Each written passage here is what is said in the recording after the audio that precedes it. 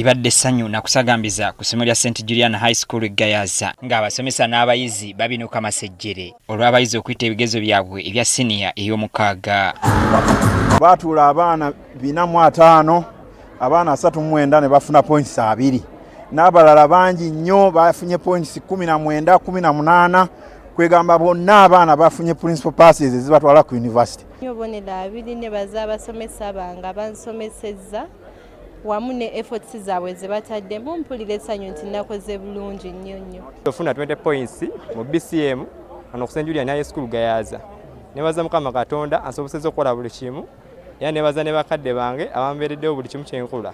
Ate ku Goodmark High School Ekibaati mu Town Council Namataba e Mukono, omukulu w'essomero Joseph Wilson Ogwang agamba omutindo gw'essomero lyabwe gulinnya buli mwaka. Right from the time when the school has started, our performance has improved over and over with the time. We have been scoring only 18 points, but this time around we have gone beyond 18 points. Yatuuza abaana 12 nga bonna bafunye obubonero obubatwala mu matendekero aga waggulu. Bano tubadde tufuba nnyo ng'abasomesa abafaayo nnyo tebabawummuza babawa obudde ng'abaana nabo bakola okusoma okw'amaanyi okusobola okulaba nga tufuna ekirungi. Ku Standard High Ezana nayo tusanze endongeesi ndogoma.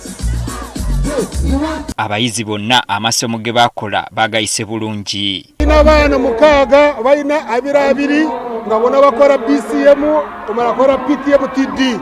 Tuna abaana 10 balina 19 bonna nga ba sciences. Tuli basanyufu nnyo kubanga ebizamu bya mwaka guno byasireyo 6 tubiwangulidde waggulu nga bulijjo. Abasomesa abalungi batubeereddewo nnyo bakoze buli kimu basomesezza ne bamala syllabus.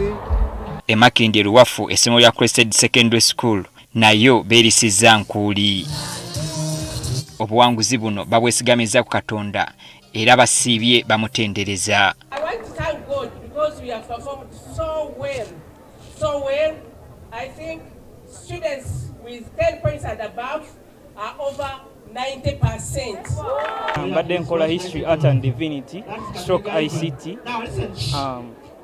Kibadde kisa kya Mukama nti nafunye points 2 era gubadde mukwano gwe.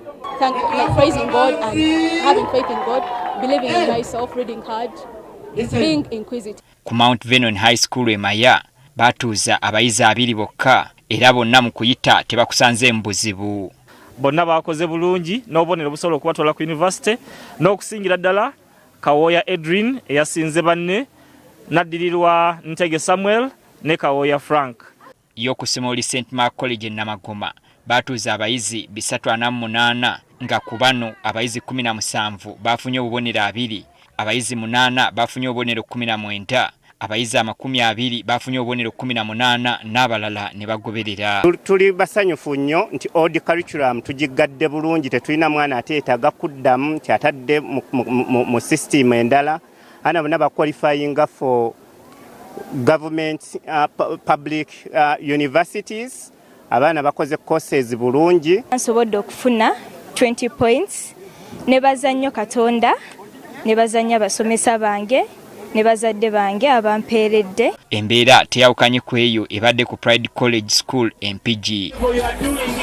Tusanze basagambiza ng'abayizi beesunga okweyongerayo matendekero aga waggulu oluvannyuma lw'okuyita obulungi. Essanyu lingi nnyo olw'abaana baffe abayitidde waggulu. Tulina omuyizi Gule Timothy afunye 2 mu sciences ne munne Fenny Stewart 2 mu arts, ate nga abaana baffe abasukka ne mu 2 bafunye 19 mu sciences wamu ne mu arts. Nebaza nnyo bazadde bange n'abasomesa bonna abambeereddewo n'okusingira ddala essomero kuba saalivaamu naliwo mu O-level era ngenda fuuka musawo. Samuel Kabweru omukulu w'essomero lya Comprehensive College Kiteetikka naye yeebazizza Katonda olw'okuyisa obulungi abayizi baabwe. Comprehensive College Kiteetikka twajja okukola obulungi n'okulema mu bintu by'enjigiriza. Nate omwana waffe yasinze ali mu science, ali akola physics, entrepreneurship ne mathematics. Yajja points 17 yakoze bulungi. Na n'omulala yamuddiridde alina points 16 naye byonna mu byonna 93 akatonyeze 1% wonna bayise baqualifying ogenda ku university. Ku Progressive High School Ekajjansi batuuza abayizi 173 ku bano 10 bafunye obubonero 2 era nabo essanyu lijula kubatta. Twatuuza 173 bwe tugenza okugattagatta nga abaana 54 bafunye points wakati wa 2 ne 17.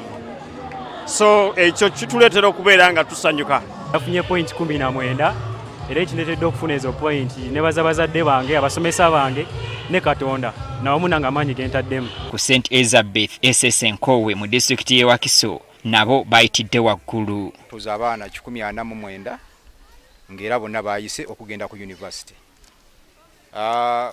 Abaana baayise amasomo gonna ate baagayise bulungi. Naye nga subjects ezasinze okuyitibwa abaana basinze okuyita subjects eza science. Science alimu sente nyingi, ebikozesebwa bya sente nyingi, n'olwekyo oyinza okwesanga nga school fees omuzadde zaawa teziyinza kumala kusomesa mwana science n'ojjayo ekitone kye nga bwe kyandibadde. Twagala okubira gavumenti omulanga okuyamba amasomero ga private schools nga gatudduukirira mu nsimbi ezigula ebikozesebwa mu sciences nga tusomesa abaana. Bwe tuvudde wano ne tweyongerayo ku Nkowe High School era mu Wakiso nga nayo ebigezo babiwuse buva. Abaana bafunye 20 points, abalala basigadde bonna bafunye principal faces ezibatwala okuba nti beyonga ku universities ez'enjawulo. Kino no tukyenyumirizaamu nnyo ffe ng'abasomesa wamu ne bakama baffe n'abayizi kw'ossa n'abazadde ku ssomero lyaffe erya Nkowe High. Ku Midland Parents Academy Kajjansi bo akawungezi konna bakamazeeko beebaza Katonda olw'okukola ebigezo bino obulungi.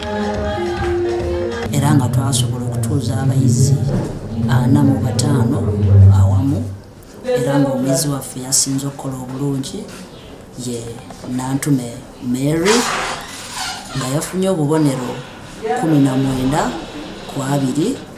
Okusagambiza kukyagenda mu maaso eri amasomero ag'enjawulo okwetooloola eggwanga lyonna agakoze obulungi. Zonyango Lawrence, omukulu w'essomero lya Elite High School Entebbe. Njagala okwebaza Katonda olw'ebigezo bino liza ze tufunye leero eby'abaana baatula sinya y'omukaaga 2025. Abayizi baffe baayise bulungi nnyo era abaana basinze ba science. Mafumbo Benjamin abadakola chemistry, physics, chemistry ne mathematics. Tibwa n'ettendo tubidiza Mukama.